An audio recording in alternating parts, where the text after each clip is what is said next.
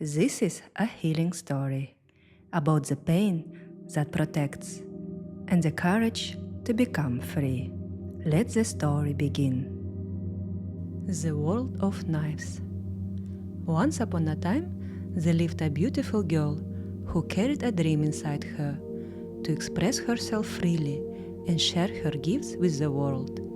Every time she saw others doing it so easily and joyfully, speaking out loud, playing music, painting, dancing, filling the world with their presence and creativity, her own dream would flare up again.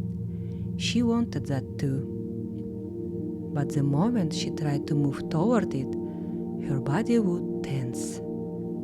It felt as if a sharp knife pierced her throat, stealing her breath, and she would stop.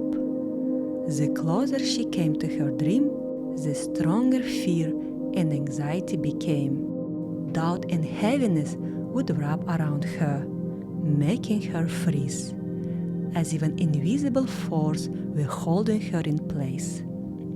And yet, she could not forget her dream. She slowly began to understand if she truly wanted to be happy, she had to find the strength to follow what was calling her from within and face her fears. So she began to search for help. One day, she heard about a magical mirror hidden deep in the forest, a mirror that could reveal the truth to anyone brave enough to look into it. She decided to find it and set off on her journey. The forest was dark and heavy, but despite the difficult path, she kept walking. Deep in the heart of the forest, she finally found the magical mirror. A wave of anxiety washed over her. Her heart began to beat faster. She took a deep breath and, looking into her own reflection, whispered, "What is wrong with me? Please show me." In the very next moment, her reflection began to change. Inside her body, she saw a skeleton made of knives. Sharp blades pierced her flesh, through her throat, her chest, her arms, her legs. Her eyes widened in horror. Now she understood why her body had always tightened in pain, why she could not move freely, why she kept freezing. Inside, her body was bleeding. "How did this knife get inside me? Show me," she asked the mirror. A black door appeared in her reflection. She knew to find the answers, she would have to step inside. Fear wrapped around her. Her body began to tremble, and once again she felt the knives within. She reached out, touched the cold handle, and stepped forward. She found herself inside a cold, gray house. The floors and walls were covered with glass, sharp blades, and knives. Everything here was so jagged that even the air seemed to cut her skin. She lowered her gaze and suddenly realized she herself was made of knives. This was a world where pain was inevitable, where even the smallest, careless movement caused wounds. Suddenly, she heard a whisper, "He's coming! He's coming!" Her body tightened with fear. She felt the knives inside her grow even sharper. A smell of decay filled the air. She turned, and from the darkness, a huge slug-like creature slowly crawled out, leaving behind a trail of rot and stench. It moved toward her, drawing in the air, sensing her, craving to reach living, tender flesh. She knew that if it noticed her, it would devour her completely.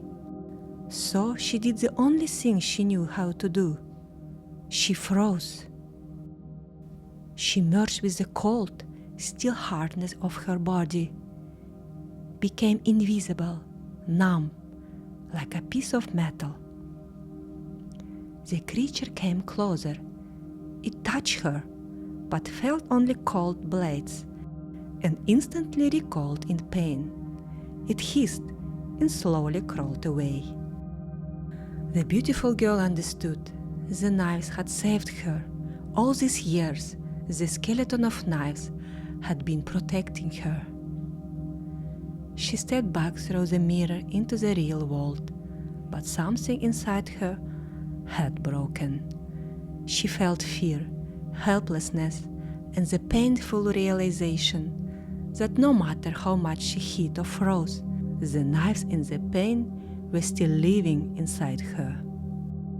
Once again, she approached the mirror, barely holding back her tears.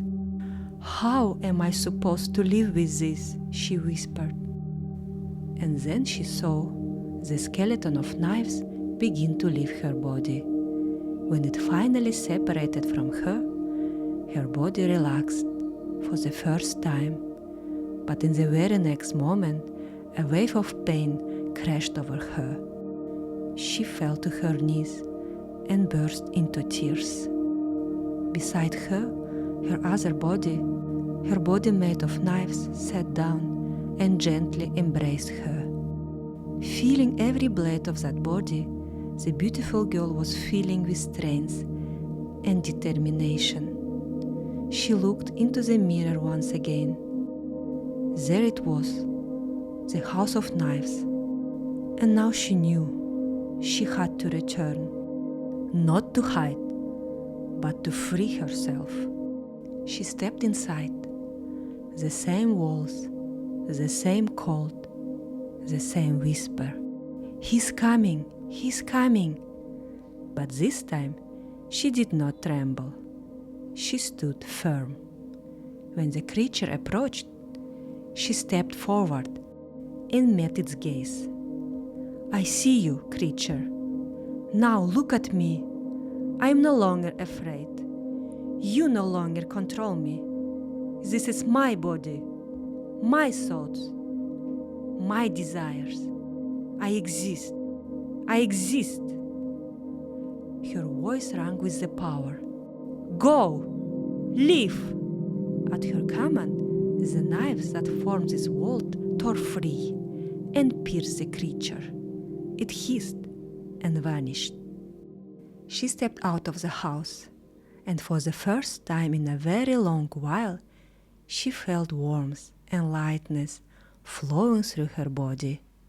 Space appeared inside her for deep breathing, for free movement, for herself.